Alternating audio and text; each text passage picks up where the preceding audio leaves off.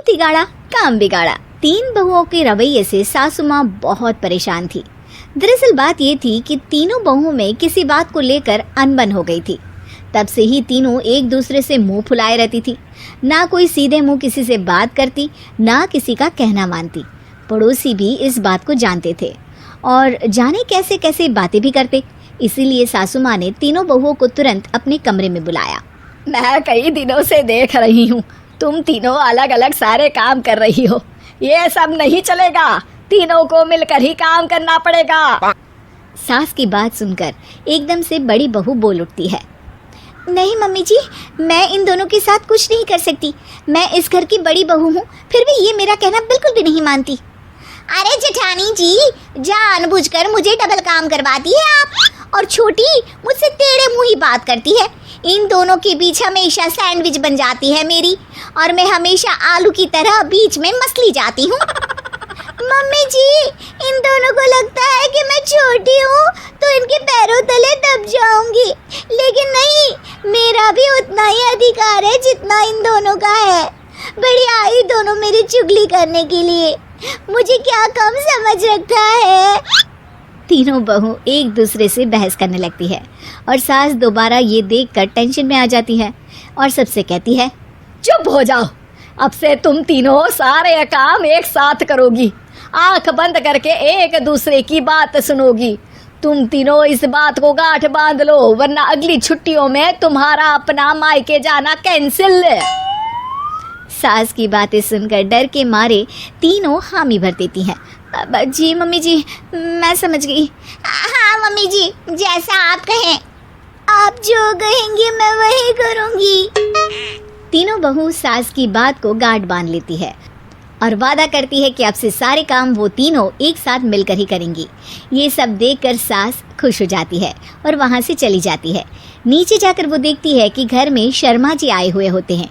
सास जोर से आवाज लगाकर कहती है, अरे बहू, जरा चाय बनाकर तो लाना, शर्मा जी आए हैं।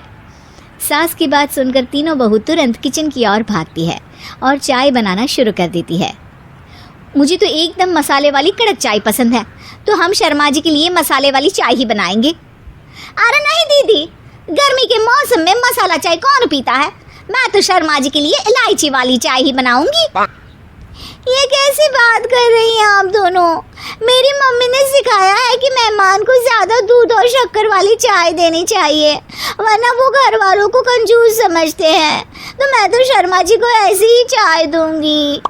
तीनों बहुएं अपने अपने तरीके से चाय में शक्कर, मसाला, पत्ती सब डाल देती है। उबलने के बाद तीनों मिलकर चाय बाहर लेकर जाती है और शर्मा जी और सासू माँ को देती हैं।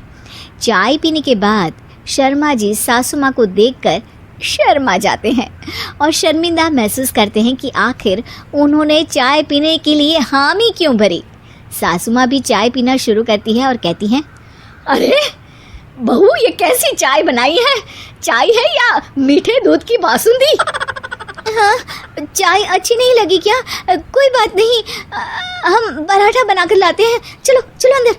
हाँ चलो। हाँ, आती हूँ मैं भी। नहीं, मेरा पेट चाय ने ही चौपट कर दिया, वही काफ़ी है। पराठे से पोपट नहीं करवाना, मैं तो चलता हूँ। शर्मा जी चुपचाप पतली गली से निकल जाते हैं। अगले दिन सास बहुओं से कहती है, अरे बहू, जाओ जाके ऊपर के गेस्ट हाउस की सफाई कर दो। कल हमारे यहाँ मेरे दूर के रिश्तेदार आने वाले हैं, तो पूरे कमरे को चमका देना, समझी? तीनों बहू सास की बात को मानकर ऊपर सफाई करने चली जाती हैं और तीनों कमरे की सफाई चालू कर देती है। बड़ी बहू मकड़ी के जाले साफ करती है, तो बीच वाली झाड़ू लगाना और छोटी वाली सर्फ डालकर जमीन धोना शुरू कर देती है। अरे दीदी, जेठानी जी, अभी मैंने पूरी फर्श धोई और आप फिर से धूल नीचे गिरा रही हैं। और मछली जेठानी जी, आप बिना झाड़ू की धूल यहाँ छटक रही हैं। अरे तीनों को साफ करना है, एक साथ सफाई करते हैं ना।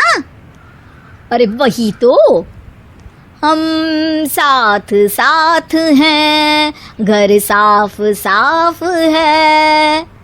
तीनों बहू ऐसे ही काम में उलझ जाती है और 2 घंटे तक एक ही कमरे की सफाई करती रहती है। बहुत देर से अपनी बहुओं को ना देखने के कारण सास ऊपर कमरे में उन्हें देखने जाती है, लेकिन कमरे में घुसती ही वो गीली फर्श पर फिसलने के कारण नीचे गिर जाती है।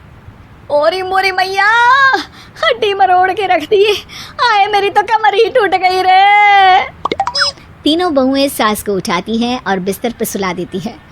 अरे मेरे हाथ पैर दर्द कर रहे हैं, दबा दो आराम मिलेगा। हाँ जी माँ जी। अरे जी माँ जी। और तीनों बहुएं एक साथ सास के हाथ को दबाना शुरू कर देती हैं। माँ की तो चीख ही निकल जाती है और नतीजा ये होता है कि सास के बचे हुए शरीर में भी दर्द उठ जाता है। हाय राम, ये क्या कर दिया तुम तीनों ने।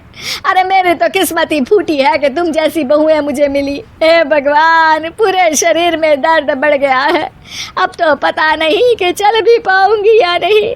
माफ करो, मुझे गलती हो गई मुझसे कि तुम तीनों को एक साथ काम करने के लिए बोला। सोचा था तीनों मिलके अच्छे से काम करेगी, लेकिन बड़े बुजुर्ग सही कहते थे कि 3 तिगाड़ा काम बिगाड़ा। तुम लोगों ने ये बात ना आज साबित करके दिखा दी। तुम तीनों को तो समझाना यानी मानो भैंस के आगे बीन बजाना है। तुम्हें अकेले अकेले काम करना है ना, तो अब से तुम अकेले ही अपना अपना काम करो। तीनों बहुएं वहां से जाने लगती है। अरे कहाँ जा रही हो? आप ही ने तो कहा कि अपना अपना काम करो, तो मुझे मुल्तानी मिट्टी लगानी है। अरे मुझे भी तो नेल पॉलिश लगानी है। मुझे ना मेहंदी लगानी है।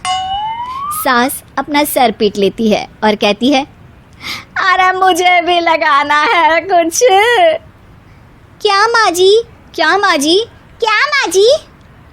तुम्हारे घर वालों को फोन तुम्हारी हरकतें बताने के लिए।